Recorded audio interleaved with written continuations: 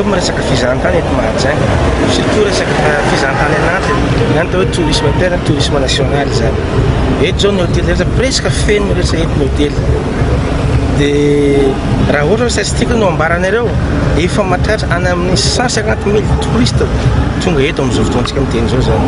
Na indrindra ny haute saison io any, le mois de juillet makatily isika miteny zao zany. Tena misy politika tokoa satria miara-miasa ny ministère, ny faritra Boeny, ny office radio tourisme Boeny ary commune urbaine Mahajanga koa resaka fizahantany. Misy politika zay iarahana ary tazana dia hoe ny ampiobobo ny ampivelatra ny fizahantany eto Mahajanga. Ary zany fiaraha-miasa eto fiaraha-miasa maharitra ho antsika rehetra eto. Ary ny raha zany mba hoe mbahisy ny retrouver économique ho an'nyvahoaka mihitsy ny resaka fizahantany eto Mahajanga io. Dia antsika miroborobo zao fizahantany eto.